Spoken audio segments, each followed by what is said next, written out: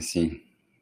É professor adjunto do Departamento de Ciência da Informação da Universidade Federal, atuando no curso de graduação de Biblioteconomia e programa de pós-graduação em Ciência da Informação, ambos na Federal do Rio Grande do Sul, graduado em Biblioteconomia pela URGS também, mestre em Ciência da Informação pela Federal de Santa Catarina e doutor em Formação e Documentação na Sociedade de Conhecimento pela Universidade de Barcelona. Tem experiência na área de Ciência da Informação, atuando principalmente nos temas de gestão de dados científicos, produção científica, aprendizagem colaborativa e ciência aberta.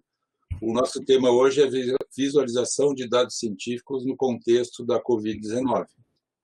Professor, com a palavra, então. Obrigado pela presença. Muito bem, obrigado, professor. Obrigado, Paula. Nesses tempos que nós vivemos agora, de grandes dificuldades para a ciência, eu gostaria de iniciar agradecendo de maneira ampla, então, o apoio da sociedade à ciência. Acho que são discursos que hoje são necessários, o apoio que eu tive como bolsista de iniciação científica, tanto da graduação, mestrado, doutorado, e falar dessa área de ciências sociais aplicadas que eu pertenço, né? Uma área tão criticada atualmente e colocada como irrelevante, então nesses tempos que também, como tantas outras, se mostram aí sim, nesses momentos de dificuldade tão necessárias.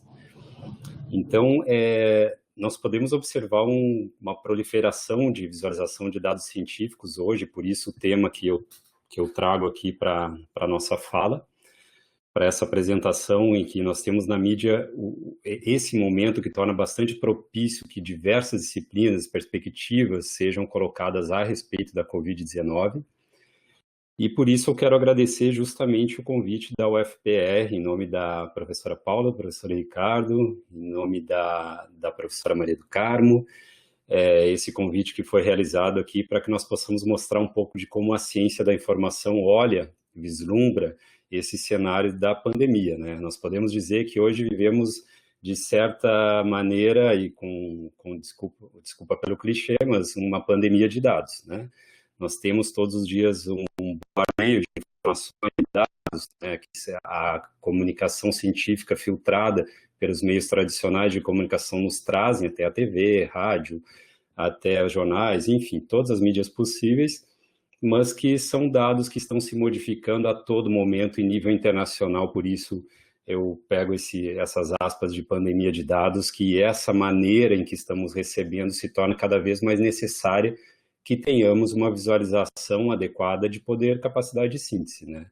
Então, a visualização de dados, ela é uma visão contemporânea da comunicação visual, né? Para nós conseguirmos conceituar um pouco o que se trata, a visualização de dados de maneira ampla, ela nada mais é que uma comunicação visual da informação, do que a gente tem como conteúdos que, a partir de um impacto rápido, visual, você consegue, então, absorver e poder ter um acesso mais rápido em nível de compreensão, né? Nós temos vários termos aí na própria ciência da informação que são derivados desse excesso de informação, alguns como infotoxicação, excesso de informação e etc. E justamente essa vertente de grande quantidade de dados colocados agora em dados, né? A gente tem a possibilidade do uso da ferramenta da visualização de dados que o pessoal do design, pessoal da engenharia e outras áreas já vinham adotando há muito tempo, mas que por essa proliferação que nós nos temos agora, que estamos diante dela, se torna necessário, tá? Então, por isso, hoje eu não pretendo direcionar muito a minha fala a respeito da gestão de dados científicos como um todo. Sei que já vem uma sequência de eventos da própria UFPR que coloca uma anterior sobre gestão de dados, que é a área que eu trabalho também, mas hoje a gente coloca mais um direcionamento como visualizar essa quantidade de dados, seja quais forem, de Big Data ou dados menores, mas para que tenhamos acesso a eles. Então, uma ideia é que nós tenhamos uma possibilidade de entender como que a gente está sempre olhando para frente e se perguntando para onde a gente vai, né? A gente temos aqui a sociedade como um todo, a academia como um todo, sempre recebendo uma quantidade muito grande de novos dados científicos ou não científicos diretamente que passam a se tornar. Mas para que a gente possa ter essa projeção de resgate, de analisar tudo que passou, a gente antes tem que, é imprescindível responder essa interrogação, né? Para onde a gente vai? Para que nós possamos entender isso, nós precisamos ver o todo. E a partir da visualização, ou ferramentas que permitem isso, nós estamos conseguindo. O que eu pretendo mostrar hoje é que essa visualização de dados, ela depende dos atores envolvidos e qual história nós queremos construir, tá? Então, nós estamos construindo informações de maneira desenfreada, as redes sociais não param, só que, por outro lado, existem outras áreas que também influenciam o debate sobre, ou seja, esse consumo de informações e de dados estão nos fazendo bem. Então, o que eu trago hoje é como solução, como aspirina aqui, é que a visualização pode atenuar esse cenário, tá? Então, nós temos esses desafios para a ciência, nós temos que verificar quais são as narrativas da comunicação científica diante da pandemia.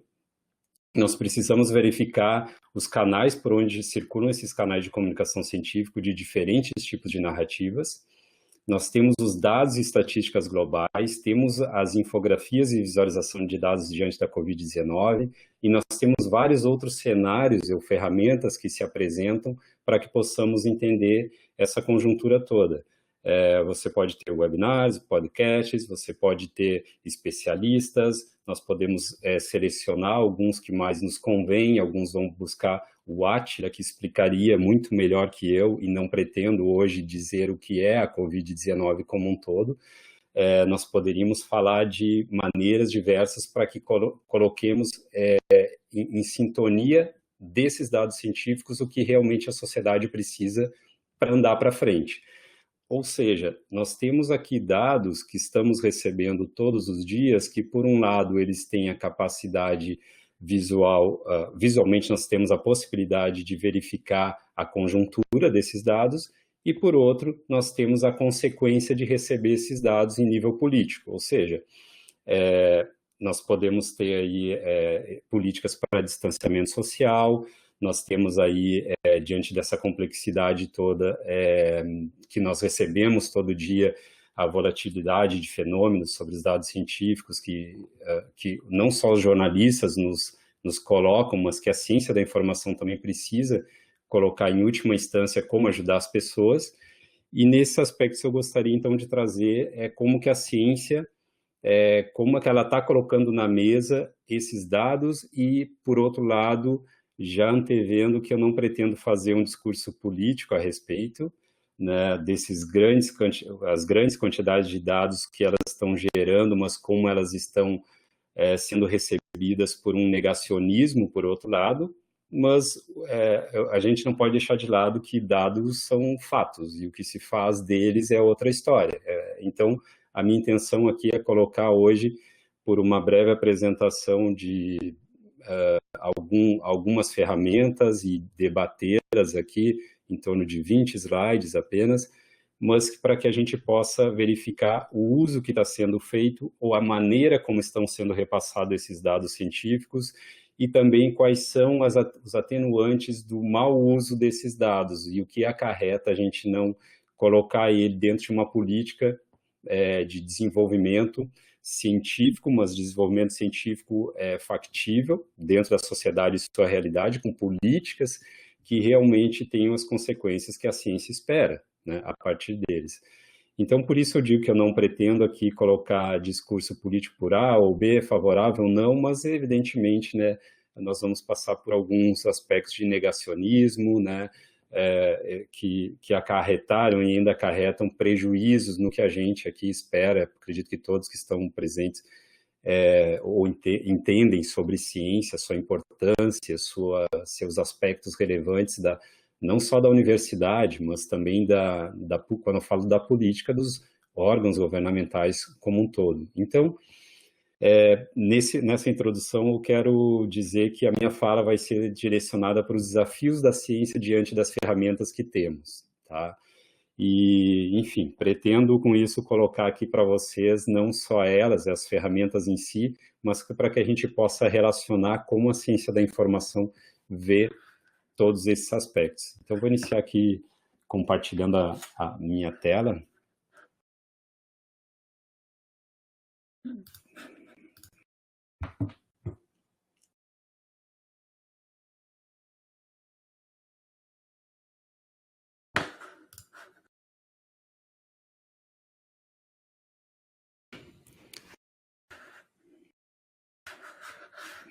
Tá, vamos lá.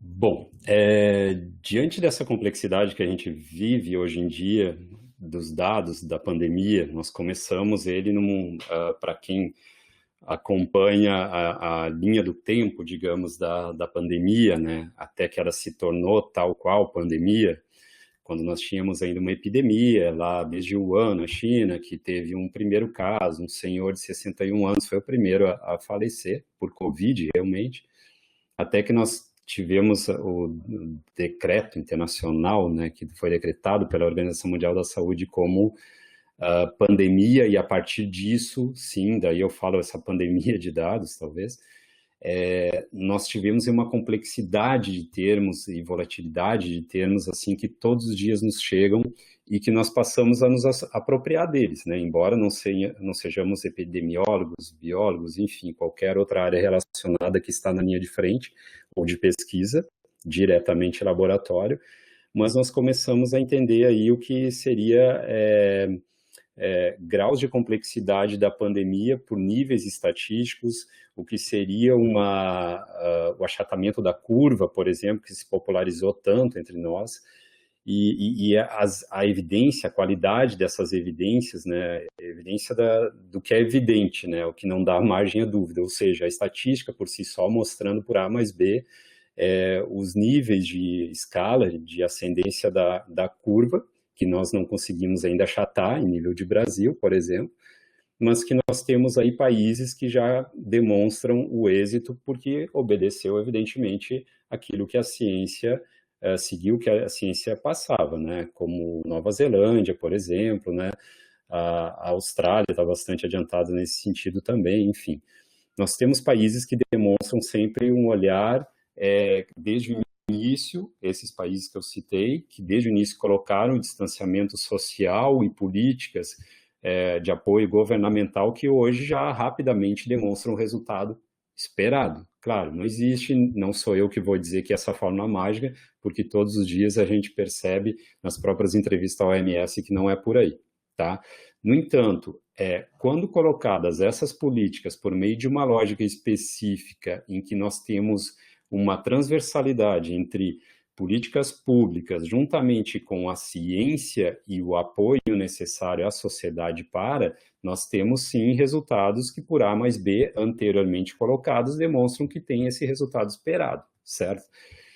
Então, a ideia hoje para mostrar para vocês como esse percurso informacional a respeito da ciência recebida até a visualização possível desses dados tem um impacto com evidências que colocam na prática resultados que minimizam a evolução da pandemia, eu coloquei 4 eixos principais, que são os dados da Covid-19, como representação deles, os recursos gráficos e narrativos, que representam essa linearidade da visualização de dados a respeito da pandemia, os cenários possíveis da propagação e quem são, por último, os autores envolvidos, isto é, aquelas pessoas, o governo, a academia, todos nos seus conjuntos específicos que somados e com resultados que percebemos já nas políticas governamentais mesmo, que quando somados têm resultados, a gente percebe os protagonistas que são aqueles que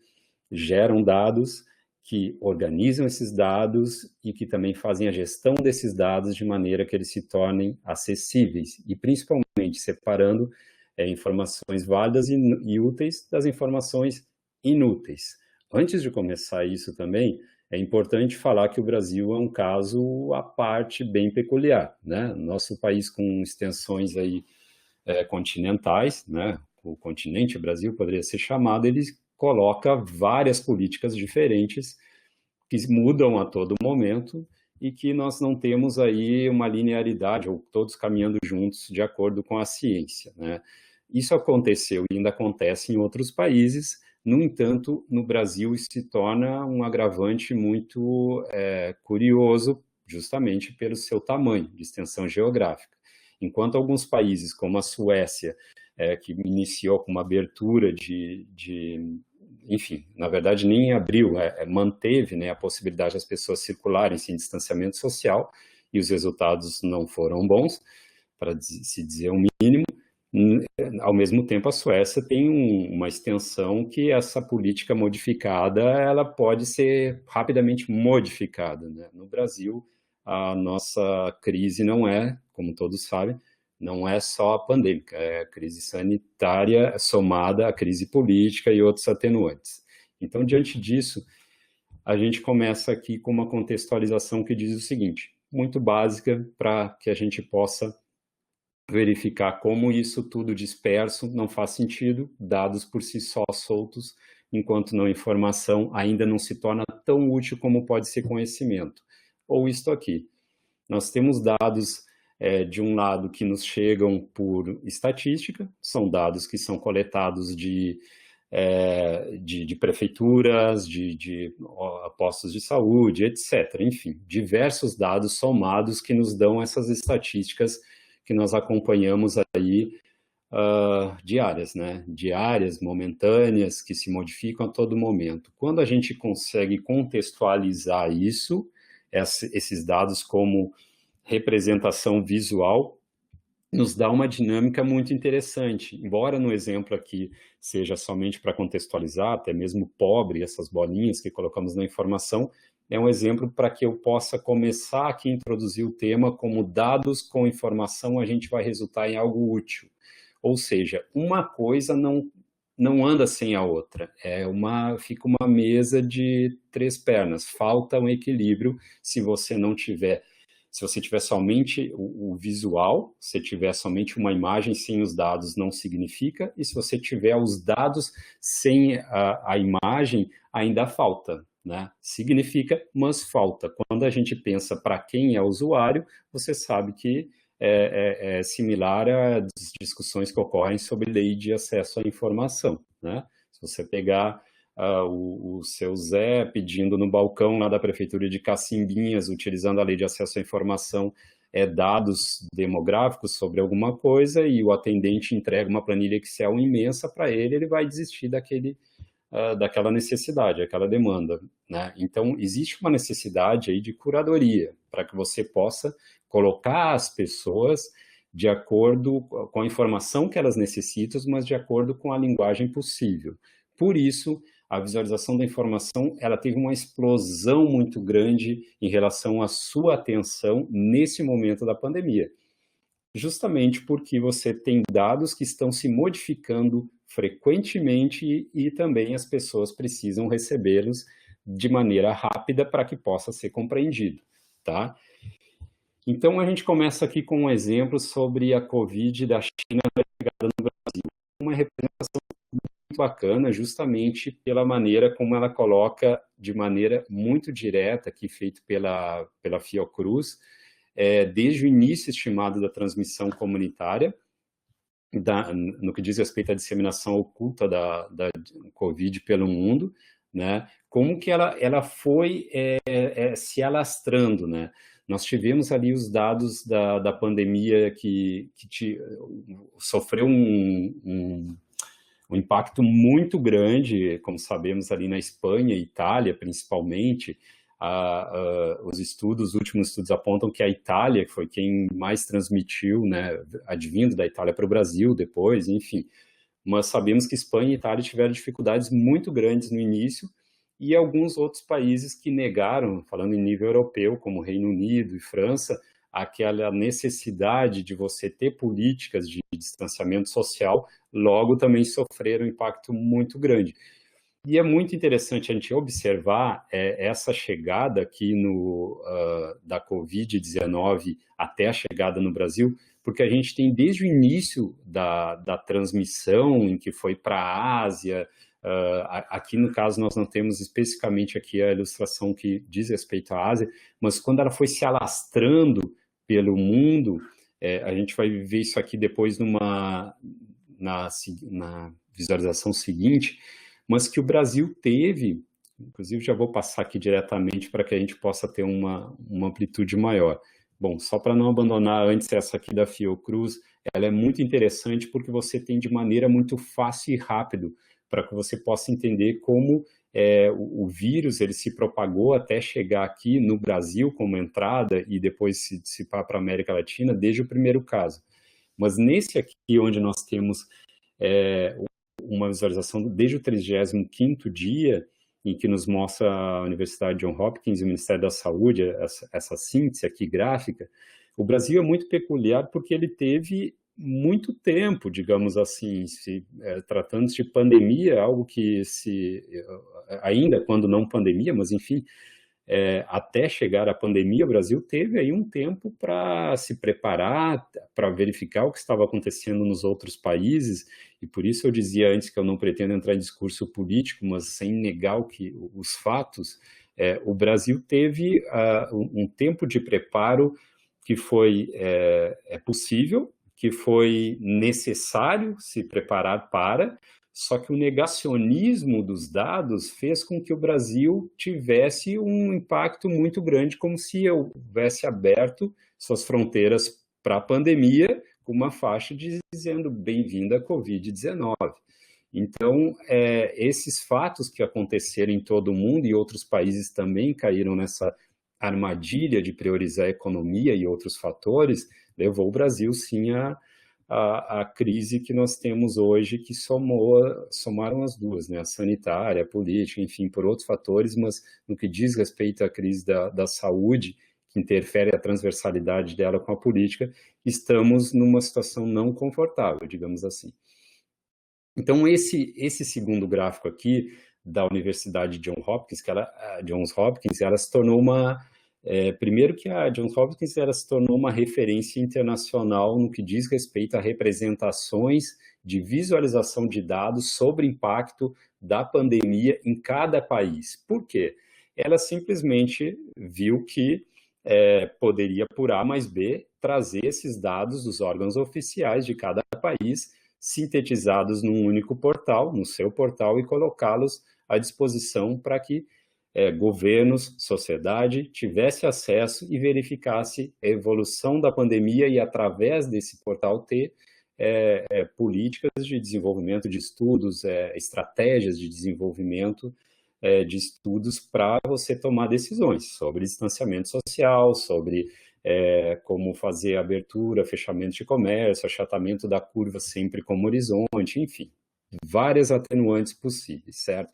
A partir dela, não só na questão diretamente na decisão política, da saúde, mas também essa visualização dela sendo replicada, vários modelos surgiram a partir da Johns Hopkins, mas você teve a partir dela também várias possibilidades e que foram concretizadas de ferramentas que foram desenvolvidas, de aplicativos, etc., tudo isso.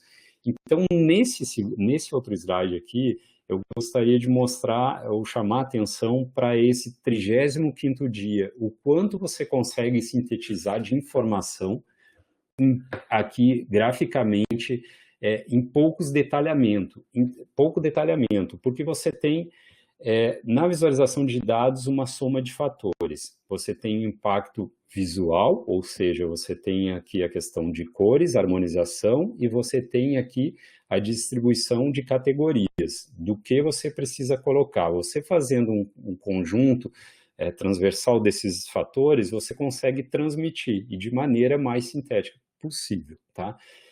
Aqui na URGS nós temos uma disciplina que chama Introdução à Visualização de Dados. Só para contextualizar, uma disciplina que nós temos ali a introdução com uma escolha dos alunos sobre um tema, e a partir dele, qualquer que seja, eles começam a colocar todos os dados possíveis. Então, num primeiro momento, eles têm uma poluição, é um brainstorm, jogam tudo dentro da caixa, tudo que se pode levantar, e depois eles procuram uma meta. O que eu quero mostrar desses dados?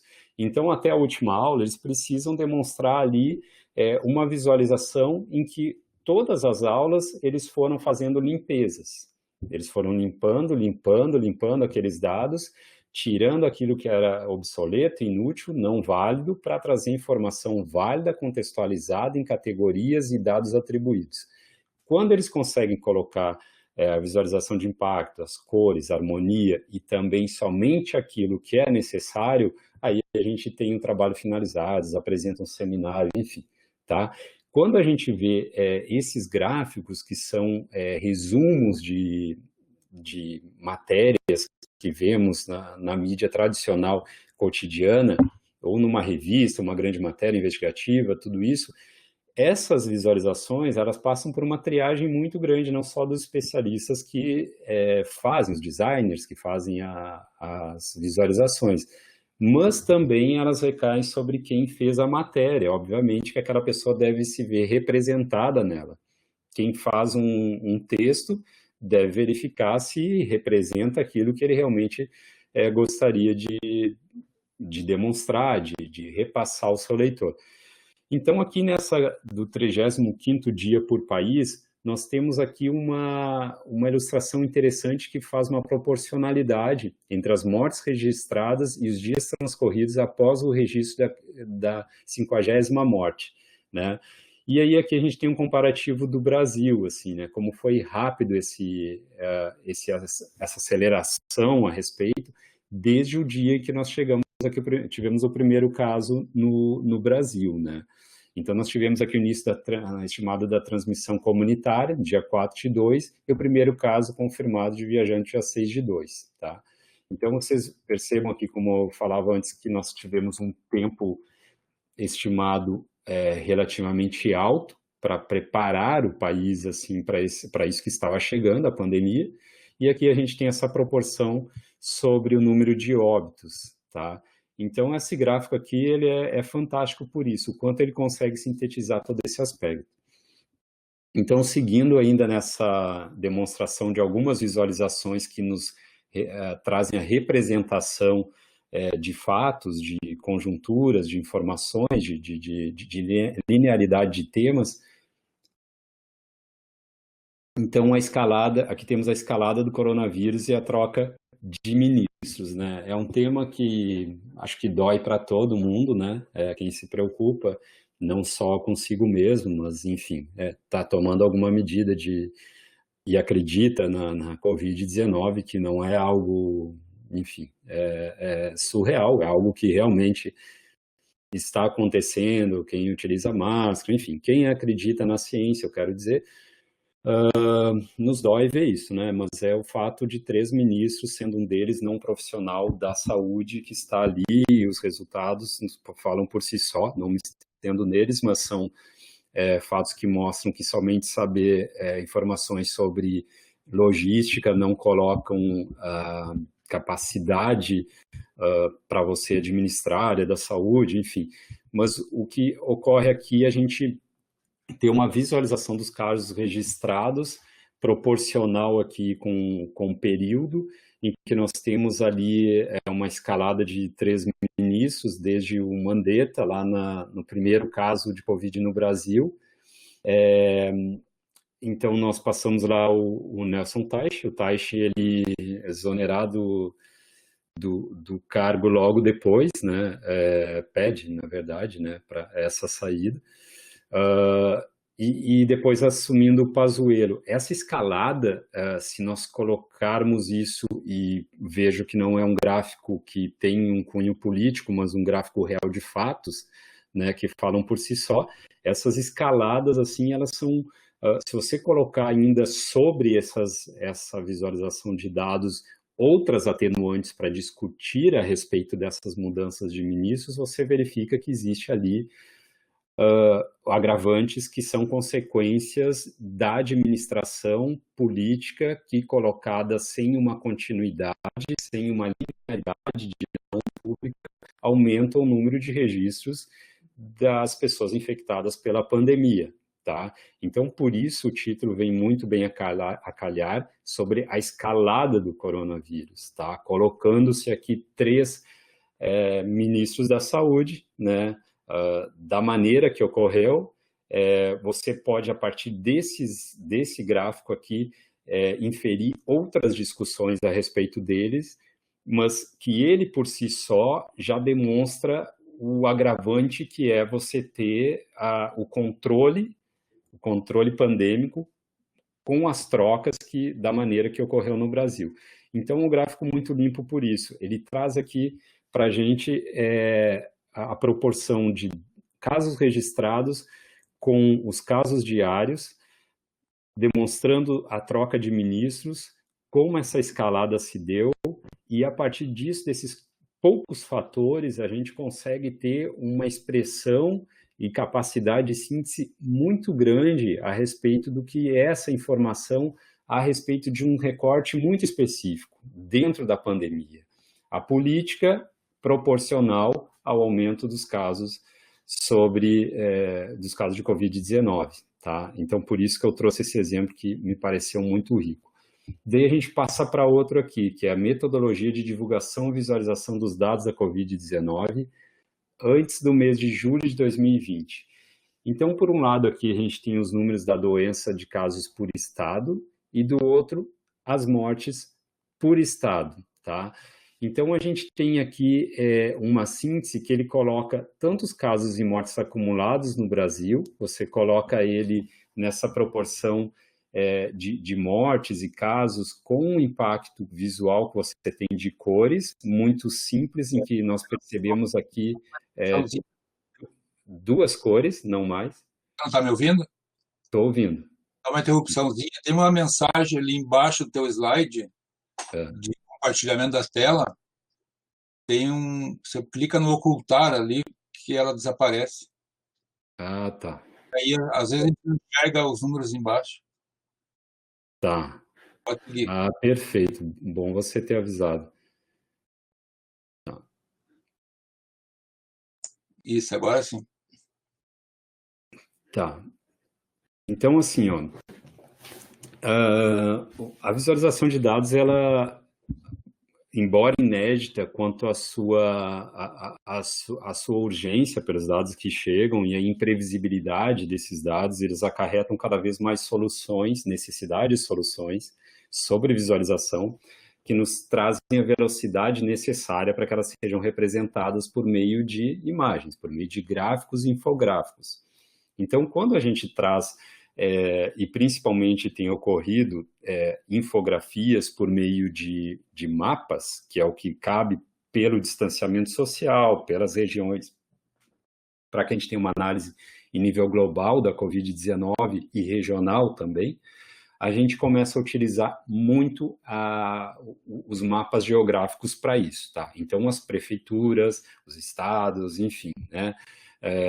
Voltando a sublinhar a questão que o Brasil, por ser tão diferente de qualquer outro caso, assim, ou comparando-se com outros países, nós temos aí os dados que chegam, as políticas mudam, um governador que coloca uma ponderação que sempre priorizaria a A, na semana seguinte está ponderando o B e o A foi esquecido. Enfim, essas questões se modificam muito, ok? E mesmo elas passam a ser atenuantes para que sejam modificados até mesmo as maneiras como os designers estão representando esses gráficos, ok? Nesse aqui eu gostaria de trazer para vocês especificamente essa questão de proporcionalidade entre o gráfico geográfico e a proporcionalidade como está se colocando o índice de pessoas infectadas, que é uma maneira também muito simples e objetiva de transparecer, tá? Daí, eu também gostaria de chamar a atenção para essa questão aqui, antes da divulgação, visualização dos dados da Covid, como ocorreu no caso do Brasil, antes do mês de julho, estava sendo dessa maneira muito clara, né, muito objetiva também, que o Ministério da Saúde colocava. Por isso também busquei fazer essa linearidade entre os ministros da saúde, enfim, e como nós temos visto no Brasil esse acesso aos dados que nos permitem acompanhar a evolução da pandemia. porque até então, antes do mês de julho, nós tínhamos esses dados dessa maneira acessíveis, rápido, de você poder acessá-los e, a partir dele, como sociedade, você tem um acompanhamento ou gerar outros estudos se você tivesse a necessidade de desenvolvimento, desdobramentos científicos a respeito, né? Então, nós tivemos ali a página do Ministério da Saúde depois, que ficou fora do ar, isso foi uma repercussão, todos sabem, muito grande a respeito, não trazia o total de acumulado de mortes, né? No segundo momento, primeiro ficou o portal em manutenção mesmo, ele saiu do ar sem justificativa prévia e logo depois, né, da troca de ministro, então, ele voltou sem o total de acumulado de mortes, né? Bom, isso gerou uma repercussão muito grande a respeito. Isso trouxe uma discussão dos próprios meios de comunicação que passaram a trazer soluções por conta própria e de maneira colaborativa ou cooperativa, que foi o consórcio de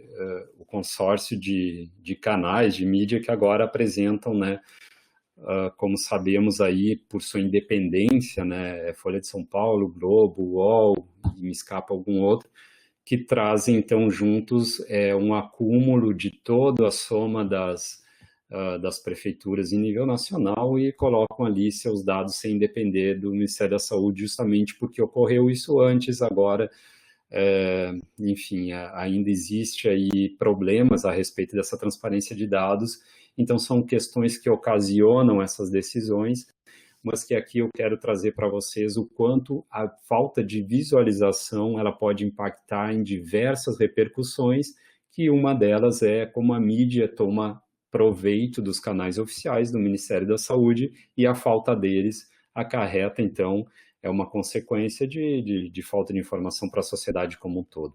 Depois de determinação do STF, então, a gente passa a ter esse conjunto de informações aqui do Localiza SUS, que me parece muito bom, né? Acessei cada um deles, é muito interessante, mas que por uma decisão política, né, ou impositiva, nós temos agora todos esses painéis à disposição, né? O SUS Analítico, painel de leitos, painel Covid, Open Data SUS, painel financeiro, painel RH, painel de respiradores, medicamentos, de testes e de vacinas.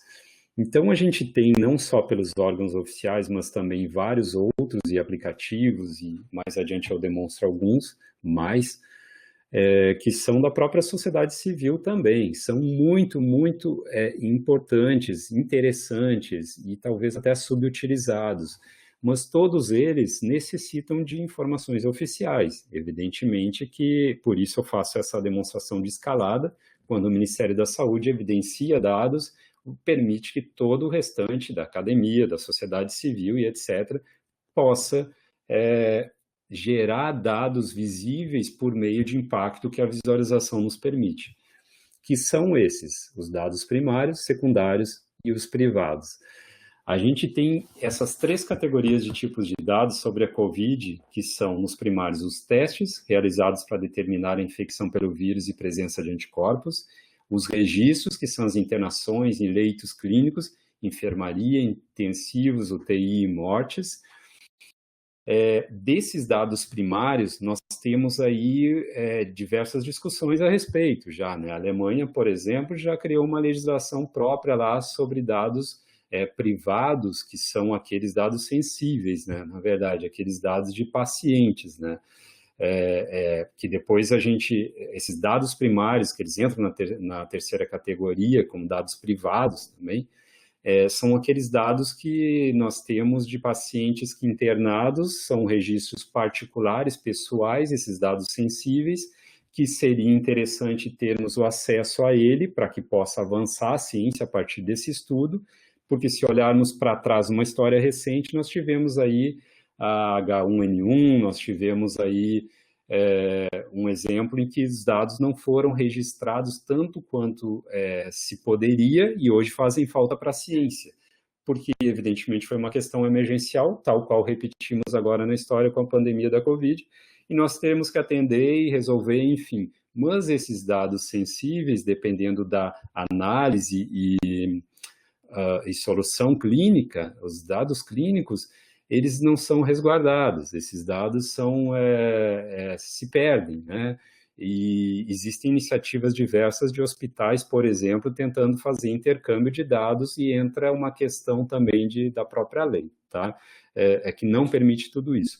Alguns hospitais já trabalham com a tecnologia blockchain, fazem isso, né? Não tenho conhecimento se eles estão de acordo com a lei, mas evidentemente existe um resguardo do paciente de que seus dados sensíveis são dele, não deveria ser compartilhado, tá? Aí nós temos os dados secundários, que são as imagens de satélite, atividade humana, cidades no campo, localização por GPS, medição de mobilidade em centros urbanos, dados governamentais, como o Departamento do Trabalho, percentuais de desemprego, etc. Então, são todos dados que, a partir desses primeiros, você passa a ter, então, possibilidade de verificar as outras situações, né, dentro de uma sociedade, que o governo pode verificar a respeito da economia, a respeito dos impactos que geram esses dados secundários, tá? Então, se tornam os dados, as fontes deles são IBGE, IBOP, perfil da população, dados financeiros, tá? São os dados correlatos do cartão de crédito, dados de uso da internet, temas pesquisados na plataforma, e agora sim, né, o que já dava origem aos dados primários, os dados privados, né? Os dados pessoais são fornecidos por indivíduos por meio dos aplicativos ou websites ou do próprio hospital, enfim. São basicamente esses tipos de dados sobre a Covid-19 que englobam todas as possibilidades de uso deles para visualização. Esses dados, eles passam por um ciclo. Evidentemente que eles têm um ciclo desde origem até disponibilização e volta à sua reutilização, que é a coleta deles, quando você tem esse dado, sejam dados clínicos, sejam dados de laboratório, sejam dados que um virologista ou um sociólogo, enfim, de qualquer área ele possa levantar, o tratamento adequado para que ele possa realizar para esses dados até o seu armazenamento. Porque se você tiver dados de GPS, por exemplo, dentro de uma linguagem, um software qualquer em que você tem ele proprietário, mas não acessível para que outros possam abri-lo e ver o conjunto de datasets ali desses dados, ele se torna dado obsoleto, já nasce obsoleto, porque você não coloca ele à disposição, você diz que sim, mas não, né? As pessoas não podem acessar ele porque não existe a acessibilidade da ferramenta em si. Esse é um exemplo, né? O armazenamento dele, nós temos aí vários repositórios, enfim, que têm surgido também de dados científicos da Covid, a transmissão dele e, por consequência, o uso desses dados que depois voltam para uma reutilização e um permanente reaproveitamento. Então, os dados por si só, os dados levantados sobre a Covid, como qualquer outro dado científico, eles não morrem num ciclo de utilidade. O uso deles é que se diferencia. Então, por isso que se fala tanto de ciclo dos dados, porque o reaproveitamento deles, nem que seja somente em nível histórico, sempre serão úteis para isso, né?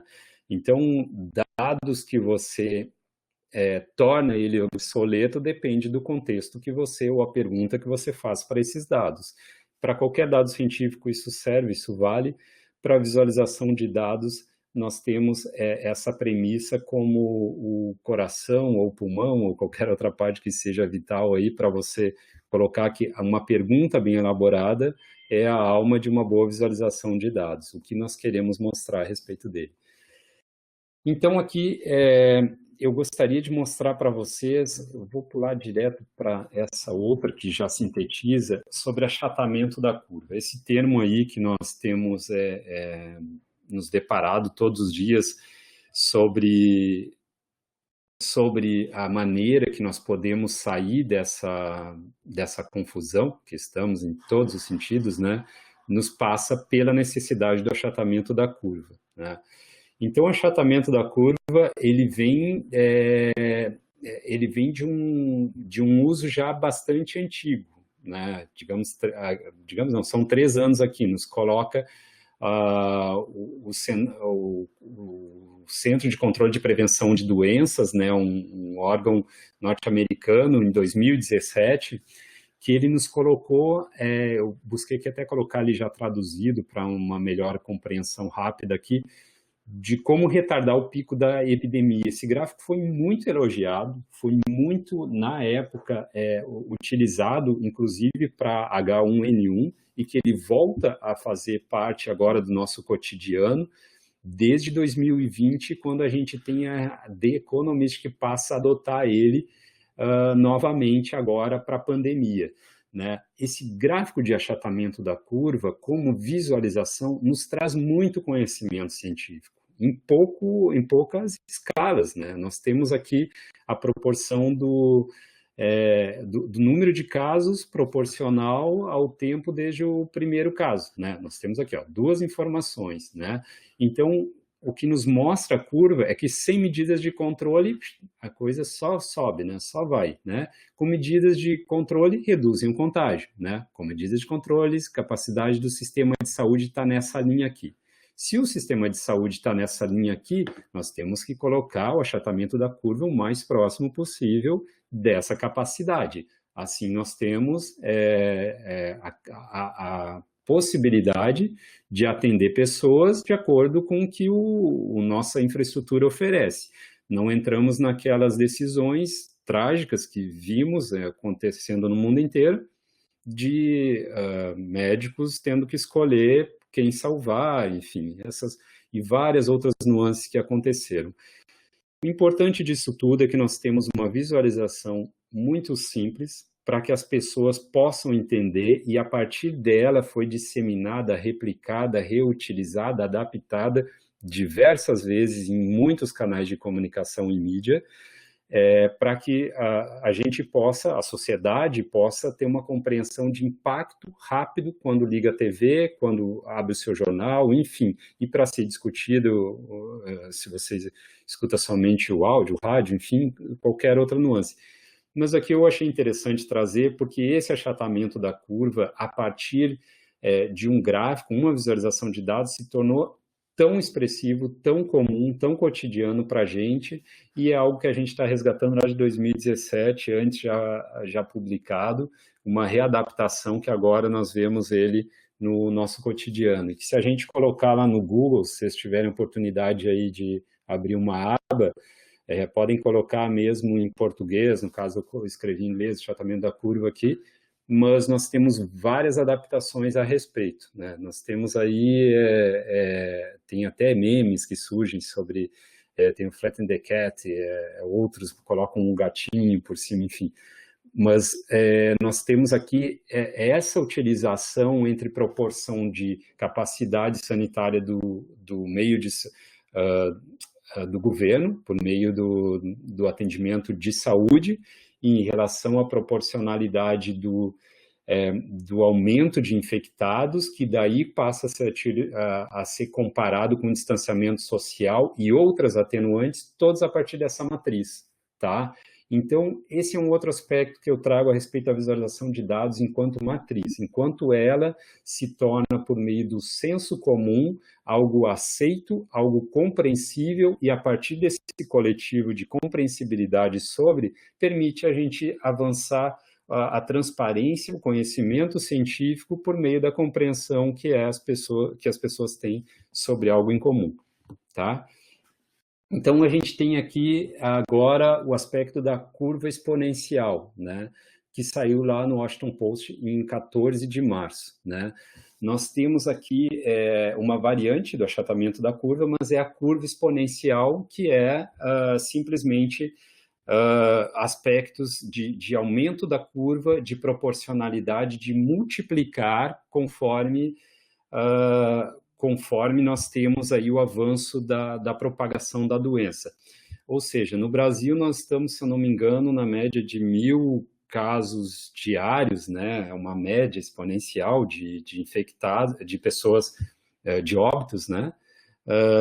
E tem a questão das pessoas contaminadas, né? Nós temos ali a faixa 40.000, 50.000, né? Então, a curva exponencial, ela se dá conforme a multiplicidade que você tem a respeito de um contínuo de infectados diários, tá? Então, uma coisa é o achatamento da curva para você diminuir por meio de vários atenuantes que eu havia mencionado, e o outro é você ter essa curva exponencial, tá? Eu vou abrir aqui uma aba para mostrar alguns detalhes sobre o uso que se faz dessa visualização de dados, por exemplo, esse do Washington Post. Eu já estou fazendo o tradutor automático aqui só para facilitar, tá? Porque surtos como o coronavírus se espalham exponencialmente e como achatar a curva, tá? Então, isso aqui foi uma matéria que saiu lá no Washington Post. Claro que o gráfico deles aqui você pode interagir com ele, né, para você ver esse achatamento da curva, e ele nos traz outras possibilidades muito interessantes para a compreensão da sociedade como visualização desses dados. Num primeiro momento, é evidente, você tem aqui, eu vou dar uma atualizadinha aqui só para a gente acompanhar, tá? Mas acredito que já... Enfim, quando uma pessoa contamina, num primeiro momento eles querem mostrar, contamina uma, que vai contaminar a outra, e assim por diante a gente vai tendo todas infectadas. Nesse segundo momento, de um infectado, quando em contato com o outro, vai aumentando. Então, lembrando que é uma ilustração lá de março, quando se pretendia popularizar esse conhecimento a respeito das formas de contágio, então eles procuraram ilustrar essas visualizações dessa maneira aqui, tá? Aqui nós temos outras interessantes de distanciamento social. Então, nós temos um momento de distanciamento social, ninguém está sendo contagiado. Quando abre aqui o distanciamento social, é isso que acontece. E logo, a previsão é que todos estejam contagiados. É isso que vai acontecendo. Então, a gente tem a proporcionalidade aqui também que se diz de recuperados saudáveis e doentes, né? A gente vai vendo aqui, ó, doente vai aumentando, né? Saudável vai diminuindo, né? Um soma, o outro diminui, tá? E aqui são outras possibilidades de visualização. De uma maneira ou outra, todas convergem para a instrução a respeito de algo científico, que a ciência demonstra, mas que as pessoas possam entender de maneira bastante simples, tá? Então, sempre lembrando que a visualização, por si só, embora essas aqui sejam intuitivas, enfim, a legenda é sempre muito necessário, muito interessante, vamos colocar como interessante, porque ela soma. A legenda sempre, em qualquer situação, e mesmo numa tão fácil essa de compreensão, ela soma o impacto que a informação pretende trazer, tá? Bom, daí nós temos aqui os gráficos da Johns Hopkins. A Johns Hopkins já é muito famosa, digamos assim, em todos os âmbitos, até popular, né, porque ela nos traz o impacto da Covid em escala global. Ela traz como que a situação está em cada país momentaneamente, porque vai se modificando, ela vai atualizando, e o total de casos também. O mais interessante é você poder navegar nela, você ter as interações, escolhendo o seu país, enfim, né? Estamos ali né, disputando, digamos assim, com os Estados Unidos a liderança, né? Então, o Brasil tem aqui, evidentemente, muitos pontinhos para navegar, para a gente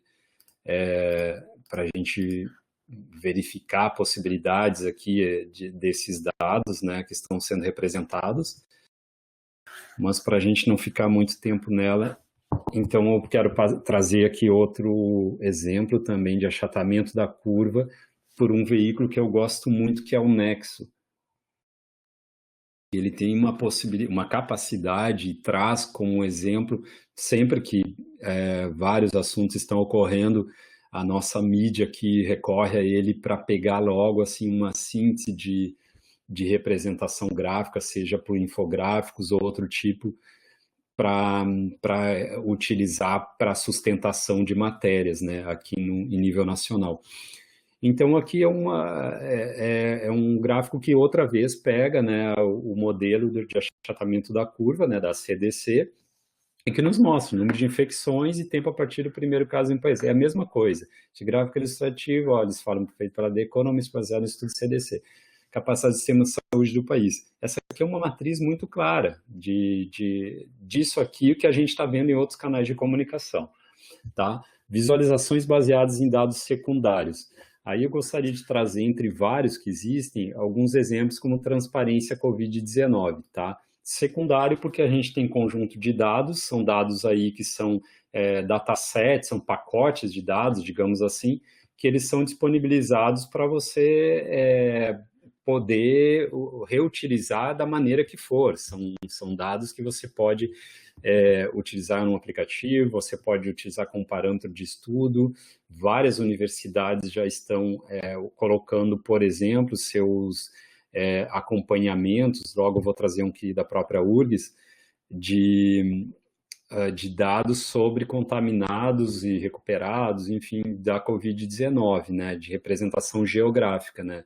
E esse aqui da transparência é só mais um exemplo, tá? A gente tem por estados, por capitais, a gente tem aqui as interações visuais que são possíveis quando você clica em cima dele e você, então, quer ter uma visualização bem direcionada àquele seu objeto de estudo, enfim, né? Mas são possibilidades que você tem aqui disponíveis em tempo real que somam, né? Porque agora, nesse momento, estão todos somando, digamos assim, esforços para ter uma visão global a partir das partes, né? É um conceito similar ao que seria a nossa escrita hipertextual colaborativa, mas olhando para a visualização de dados, para a imagem em si, para que você possa ter uma representação do todo a partir das partes somadas, tá? Então, aqui, por exemplo, saindo tanto dessa parte de visualização de dados puramente científicos e dados que são aqueles coletados somente para você ter uma representação de contaminação da doença, de propagação da doença, de soluções da doença, mas também outras expressões possíveis que a gente tem, né? Uma delas eu começaria com o diário visual da quarentena. Então, tem uma representação artística aqui também, né? Então, que nos mostra isso aqui, ó, como que as pessoas, uma família junta sem sair de casa, ela está se comportando para que, como que ela está circulando dentro da casa e como isso pode ser representado visualmente, tá? Claro que os desdobramentos disso aqui cada um utiliza como quiser, mas enfim, tem uma representação visual disso aqui, artística, que mostra uma mãe de 42 anos, um pai de 41, uma filha, um filho, 3, 7 anos, enfim, né?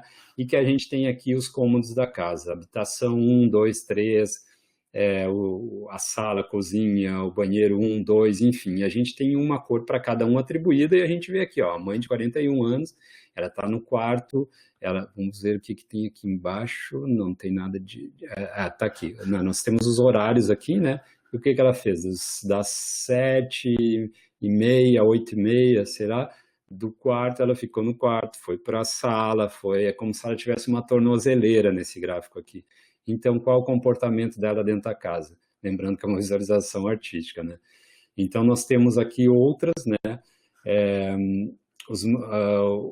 Então, aqui uma outra representação que diz respeito à política, à economia, aos esportes, enfim, outros aspectos.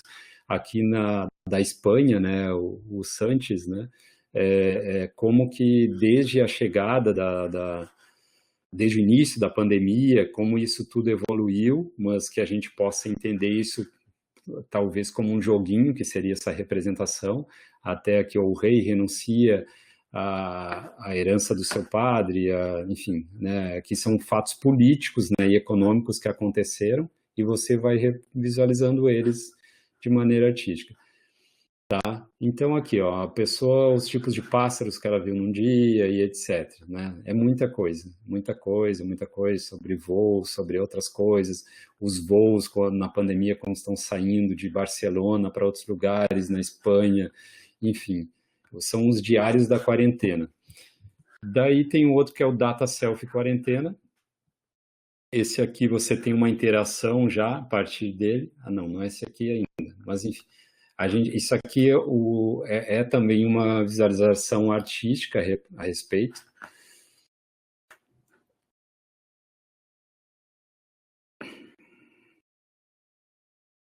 Então, nós temos aqui uma semana de atividades, né? Uma semana de home office, né? Vamos de home office, né? Então, o que está sendo feito? Uma semana de sono durante a pandemia. Uma ilustração por cores, que representou, né, cada sonho ali. Ela teve uma abelhinha, uma ovelhinha, sei lá. E assim ela vai representando como foi o sono dela. Muito bom, com nada, tranquila, cansada, feliz, triste, com frio e etc.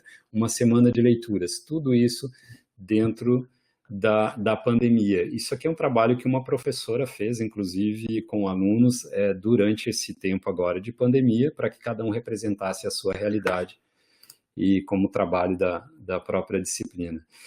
E agora sim, esse é aquele que eu imaginei que fosse o link anterior, que é uma possibilidade de interação, né? Aí você tem aqui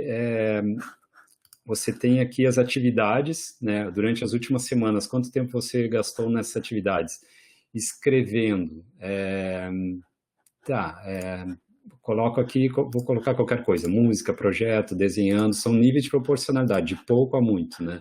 Codificação e tal, humor, como teve meu humor, minha criatividade, como eu tive as coisas que eu fiz, confinamento, onde você está morando, América, país, Brasil. Aí nós temos aqui seu signo, já tinha aqui o meu, aquário, e vamos criar, ver. Eu deixei alguma coisa para trás, por isso ele não está criando. Espera aí. Aqui, ó, campo obrigatório, agora acho que sim.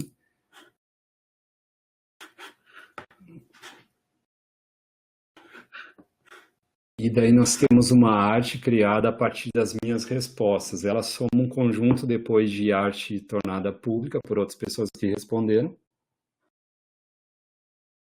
Então aqui eu tenho meu retrato da quarentena, sem julgamento de gosto, digamos assim, mas esse aqui é o que originou as minhas respostas, né? Tem uma explicação para isso e tal, né? Se eu quiser ver, eu posso publicar aqui no Instagram ou ver o que as pessoas, aqui ó, na galeria, que outras pessoas responderam, qual foi o impacto, né? Não estou vendo muita variação, mas artisticamente alguém pode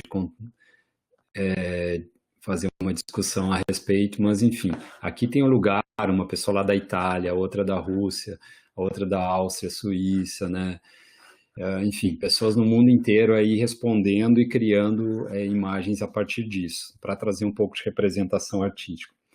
Então, dos meios de comunicação e as publicações acadêmicas, nós temos aqui uma representação que eu trago de fora, embora no Brasil eu tenha feito, já fiz estou fazendo com um aluno, inclusive, um levantamento sobre os portais institucionais, como eles estão representando informações da própria casa, da própria universidade a respeito da Covid-19. Então, são os projetos, pesquisas e etc., trabalhos, atendimento clínico dos hospitais universitários, tudo isso nos seus portais. Então, como que as universidades tornam público, tornam disponíveis para a sociedade uma transparência nesse momento de pandemia que as salas de aula estão fechadas, né?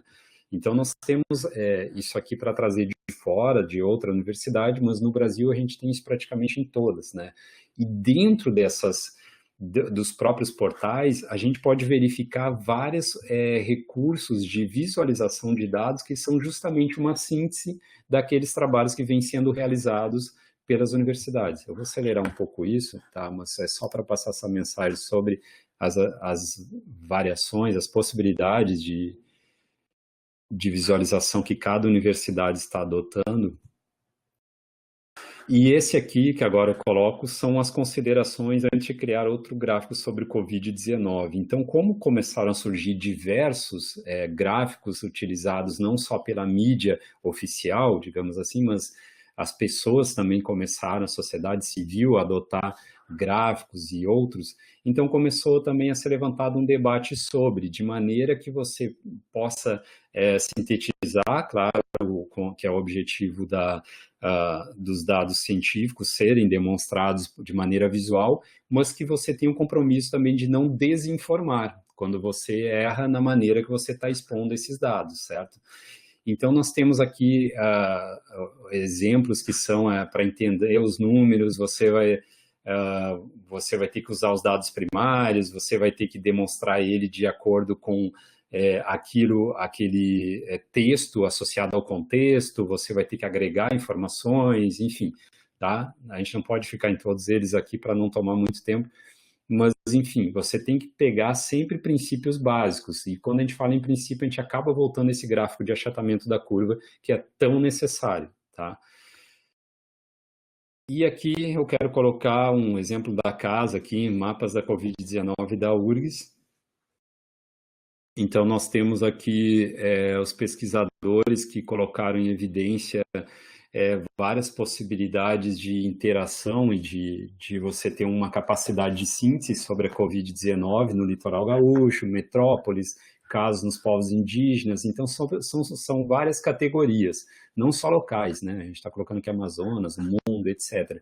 Mas que a partir dessas ferramentas aqui, a gente passa a ter, então, uma situação de possibilidade, entrada de portal, muito mais direcionado.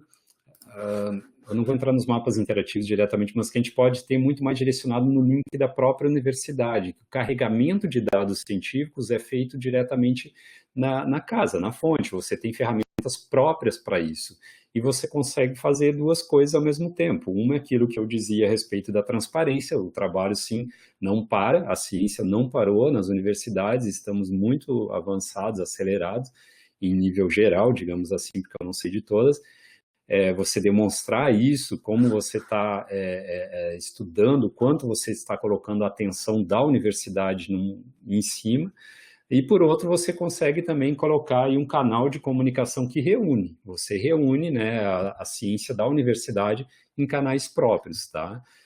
Claro, com a ideia, que inclusive é um dos princípios da visualização de dados, daqueles 10 anteriormente colocados, que você sempre traga algo novo, né? Você ser redundante, fazer print screen e colocar mais do mesmo não vale, tá?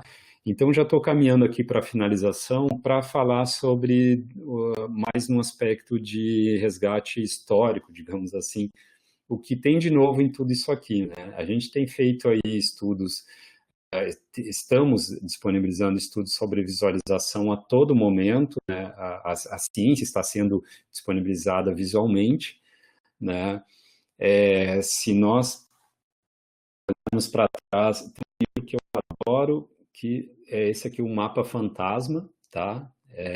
Do Steven Johnson, né, que ele foi quem escreveu, mas que é uma pesquisa que mostra, é um livro que ele mostra a história do epidemiólogo John Snow, que foi lá em 1854, quando lá em Londres ele consegue, por meio de um mapa, verificar aonde estava ocorrendo uma contaminação da cólera, né? Ele começou a mapear onde haviam poços na cidade distribuído, que eram os poços onde as pessoas pegavam água para o seu abastecimento, para o seu consumo, né? E a partir deles ele começou a verificar que ao redor de determinado poço havia uma incidência muito maior de pessoas que estavam morrendo, né?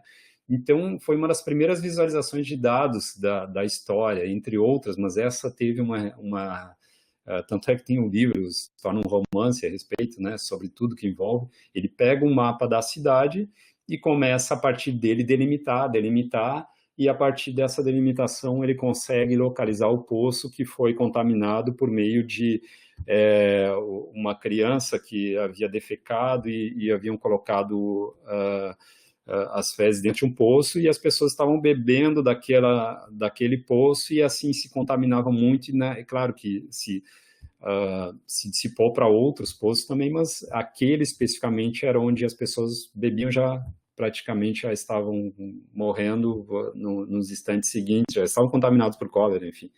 E a partir disso ele conseguiu delimitar para fechar aquele poço, né?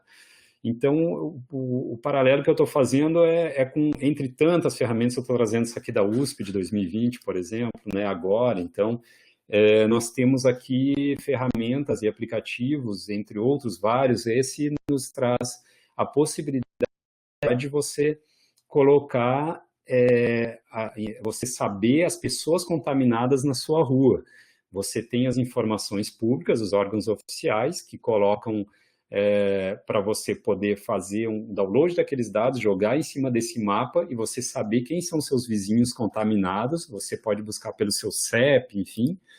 E, por outro lado, você tem também a possibilidade de você mesmo alimentar essa base de dados, né? Então, se a gente vê o mapa que antigamente foi realizado e hoje como a gente consegue ter uma virtualização desse processo com um empoderamento, a gente vê que a visualização de dados, ela sempre, ou quase sempre na história, esteve presente. O uso que nós fazemos deles é que nos trazem as novas possibilidades, tá? Então, por isso, esse paralelo que eu estou colocando, 1854, 2020, nós temos aí dois exemplos muito distantes e próximos ao mesmo tempo na sua conjuntura, no seu propósito e que segue ainda com a sua importância. Então, por último, só colocar os atores envolvidos, e ao longo da minha fala eu procurei expor aqui, que é o governo, a academia, a sociedade civil. Todos juntos são produtores como consumidores da cadeia produtiva dos dados científicos sobre a Covid-19. Então, nós temos aí os pesquisadores, os produtores de dados, as universidades, centros de pesquisa, laboratórios, etc., os repositórios institucionais que se adaptam a esse conjunto de dados, os gestores de dados e a curadoria de dados, os usuários que utilizam os dados, as agências de financiamento, né, que é quem financia toda essa pesquisa e proporciona as plataformas e possibilidades de a sociedade se aproximar desse conjunto de atores. E o terceiro setor, sociedade civil, os que criam aplicativos e etc, e por aí vai. Só esses aqui já eu teria que colocar uma outra fala ainda, porque é muito extenso tudo isso. Daí eu finalizaria com uma obra que eu gosto muito, que é um artista que eu gosto muito, que é o Cobra, e que ele traz aí esse momento de todos unidos sobre a Covid-19, diferentes nacionalidades, por isso esse mural esse painel que ele criou lá em São Paulo, inclusive para fazer um leilão e doar a arrecadação, né? Só mesmo para fazer uma visualização ainda e a gente finalizar dessa maneira. Tá? Então é isso. Eu só vou parar o compartilhamento aqui, quando eu achar.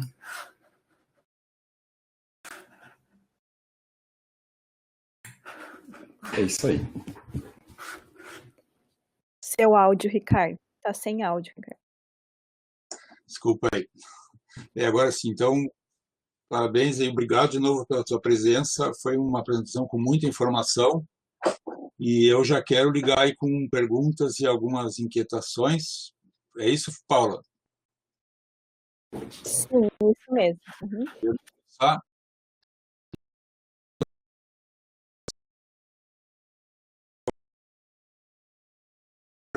Dá tempo de atender todo mundo. Tá legal. Bom, então, começar, você falou que está fazendo um levantamento dos portais das instituições federais de ensino, é isso? Isso, é um levantamento sobre os portais. Claro. Isso. Uhum. Já tem alguma...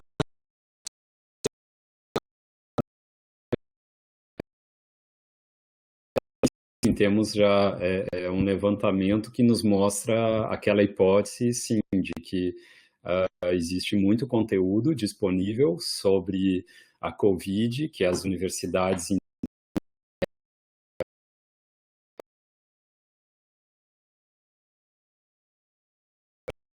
as informações como um todo sobre pesquisas que estavam e estão sendo realizadas a respeito da Covid-19, em todas as áreas, não só da saúde. Então, nós conseguimos reunir, sim, publicar categoria. alguma coisa em algum site ou algum... Não. Isso é uma pesquisa que nós estamos aí...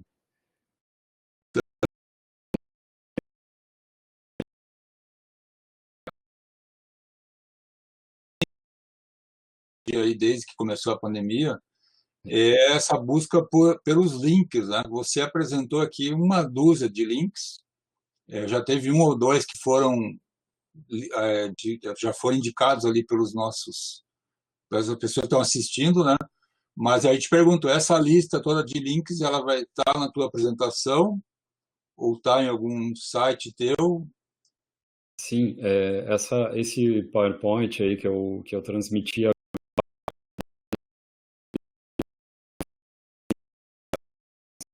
fica à disposição. Tá? Você é um profissional da ciência da informação, de fato. Não é como a gente engenheiro que põe as coisas e não diz a fonte. Você mostrou também muitos gráficos e infográficos, e o pessoal perguntou aqui, a pergunta da Marilis, da FAO da USP, que ferramentas que você pode indicar para gerar esses gráficos e infográficos. É uma coisa que está todo mundo procurando, né? Mas quem está aqui no nosso evento hoje não tem ainda essa informação. Você indicaria alguma? Alguma? Sim.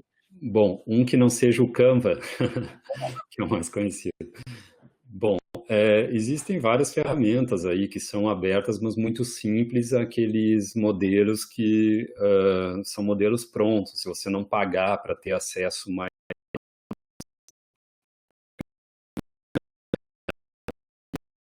ferramentas possíveis, que você coloca lá infográficos, ferramentas, você googleando mesmo, você tem uma lista muito grande. Eu não vou colocar uma mais que outra, porque elas são muito parecidas quando são utilizadas na versão free, né? Se você optar por alguma delas, pagando para você ter a possibilidade de fazer infográficos, aí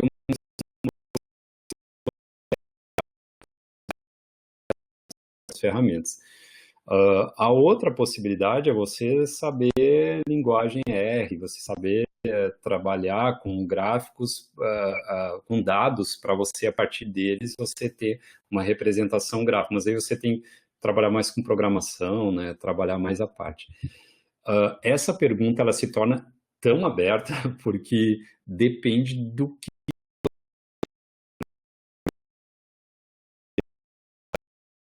é a alma de uma boa visualização de dados, né? A pergunta direciona o que você quer mostrar, né? Nós sabemos que a visualização de dados por si só, elas podem elas podem impulsionar tendências e podem, assim como demonstrar uma visualização, uma transparência, ela pode também esconder dados, né? Isso a gente vê nas próprias eleições.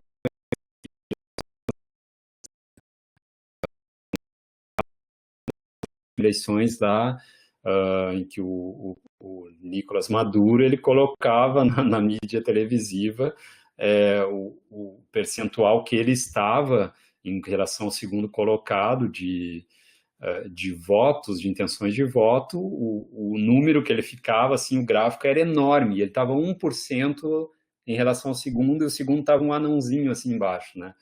Então,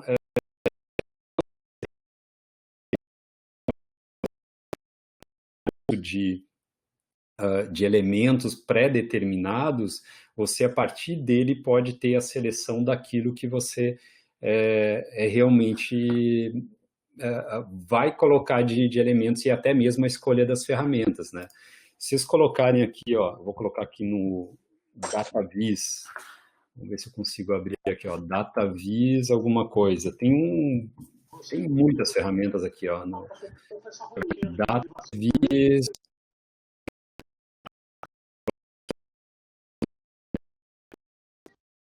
Isso por si só já apresenta, deixa eu ver aqui, vou colocar um linkzinho aqui para quem tiver interesse, já apresenta aqui N possibilidade de escolha de gráficos, tá? Você quer escolher as ferramentas, deixa eu ver uma outra aqui, uma lista, tem catálogos para isso. Eu tenho aqui, só um momentinho que eu passo para vocês, só para não perder.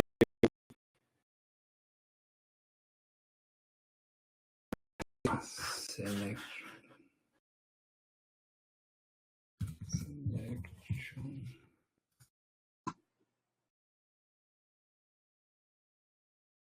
Esse outro aqui, ó, seleção de visualização de dados, tá?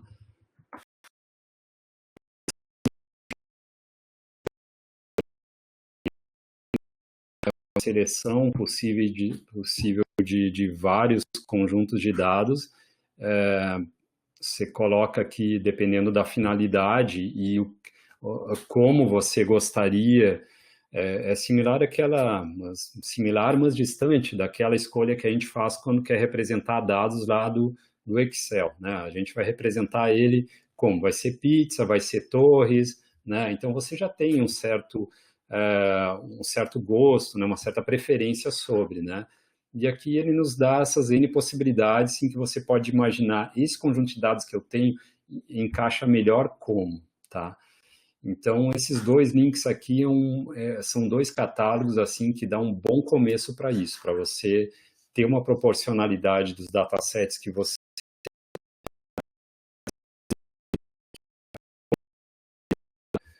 de como encaixa nesses catálogos, essas ferramentas disponíveis. Aqui tem vários.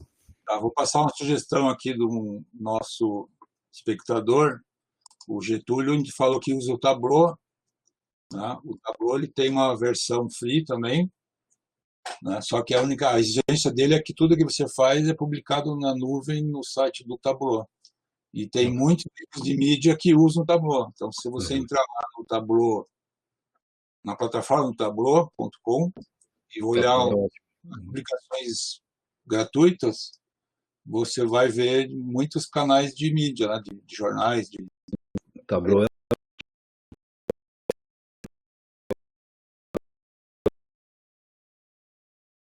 Indo para a próxima, você viu alguma evolução aí durante esse período da pandemia na visualização e no acesso aos dados do setor público? Desde o início, digamos, apesar dos contratempos? Bom, a visualização enquanto representação de imagem por si só está muito bem, né? A discussão vem mais pelas informações que são colocadas e as que não são, né? Esse nós tivemos um momento muito conturbado a respeito, né? E mesmo agora, e toda a desconfiança que gerou a respeito. Do setor público, de órgão do governo federal, acho que ficou muito aquém do que se esperava nesse sentido, mais de conceito ou de proporção, né, do que se esperava, mas em relação ao impacto visual, isso não teve muito prejuízo, porque as ferramentas por si só, elas já agilizam muito essa possibilidade de você conseguir absorver. Da absorção das escolhas de ferramenta está muito bem, me parece. E não teve uma evolução muito grande a respeito, não, porque já estavam preparados para isso, tá? De outros temas, enfim, não é a pandemia que trouxe. Mas você vê essa disseminação como um legado que a gente vai ter após a pandemia, essa popularização. Hoje até no Jornal Nacional já se fala em média móvel, né? Você vê isso como um legado ou é algo que vai... Eu acho que todos nos tornamos, quem não era, né, um pé adiante. O próprio brasileiro ele tem um interesse muito grande pela ciência, né? Infelizmente não temos tanto acesso quanto gostaríamos. Tem estudos que demonstram isso, né? Tem estudos que demonstram o interesse do brasileiro pela ciência. O Comitê Gestor de Estudos Estratégicos já fez levantamentos a respeito que demonstram o brasileiro quer saber o que é o laser na prática, o que é não só na prática, não, o que é o laser não só no micro-ondas, mas como funciona esse laser, ele quer saber a ciência como um todo, porque tem esse interesse, o brasileiro quer entender o seu astronauta que vai ao espaço, ele quer se aproximar mais, né? Com essas visualizações que ocorrem no dia a dia, nos canais, chegando até a nossa casa, e essa popularização de termos, o brasileiro passou a ter um empoderamento da compreensão, né, das ferramentas como um todo, que a visualização traz, e a partir disso ele passou a ter um parâmetro, sim. Então vejo que existe um legado a partir do momento em que um parâmetro ele sobe o nível da régua, você passa a comparar com algo e querer dar um passo além. A pandemia como um todo trouxe sim essa possibilidade, aumentou esse interesse das pessoas.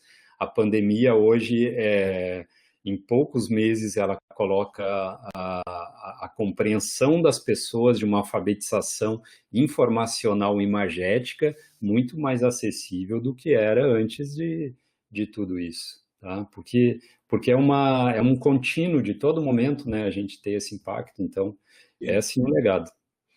E essa manipulação, ocultação de dados, a pergunta da Valéria, da PUC Campinas, que prejuízos que você vê para a pesquisa científica essa ocultação de dados? Qual o impacto que isso está causando na nossa comunidade? Eu vou parafrasear o Mandetta, né? Eu gostava, enfim, dos discursos dele, enfim, porque ele fazia uma síntese interessante, né? Do ponto de vista da saúde, e ele falou bem assim mesmo, do ponto de vista da saúde, é um desastre esse desmanche da informação, né? Quando eu dizia que eu não pretendia trazer um discurso político, eu estava evidenciando que eu queria trazer fatos, e para que a partir dele nós possamos analisar. Nós tivemos um início ali que foi ocorreu sim uma preocupação, uma atenção muito grande com a transparência das informações, né? Nós víamos um ministro da Saúde colocando todos os dias a cara com as informações que estavam correndo em âmbito nacional a respeito da propagação e medidas, enfim, preventivas da doença, né? E foi realizado ali sim um conjunto, uma infraestrutura de disseminação de informações muito interessante, que você tinha realmente uma confiança, né, com aquilo, né?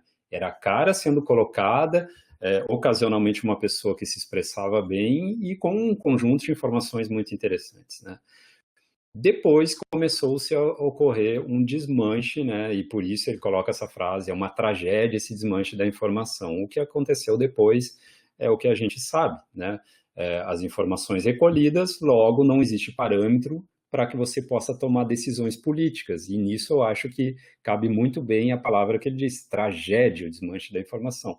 Porque quando você não tem parâmetro científico, você toma decisões meramente ideológicas ou políticas. E a partir disso, sem ciência, nós temos o negacionismo. Então, por aí, acho que responda à questão do prejuízo. O prejuízo está em negar fatos, dados. E dados, por si só, dados são o que são. O que você faz com ele ou deixa de entregá-los é outra história. É uma decisão política ideológica ou você ou faz um mau uso deles. Se são bem utilizados, você tem esse, o prejuízo é esse. Mas e o impacto na comunidade científica dessa situação, como é que você vê? Na comunidade científica, quando você não tem o acesso a dados que possam dar a possibilidade de você avançar nas suas pesquisas, é evidente que você retrasa o avanço científico e a consequência desse retraso científico, ainda mais diante de uma crise sanitária, é demorar mais para você ter diversas pontas soltas, né? A solução como uma vacina, a solução para você ter desenvolvimento de mais aspecto social, de decisão de distanciamento social, para você ter tudo aquilo que diz respeito ao gráfico mágico, aquele do achatamento da curva, né? É tudo isso. Então, nós tivemos aqui a própria Universidade Federal de Pelotas, foi um exemplo aí nacional a respeito de uma das maiores, se não maior, pesquisa internacional feita sobre dados sobre a Covid-19, feito porta a porta, né, que depois o Ministério da Saúde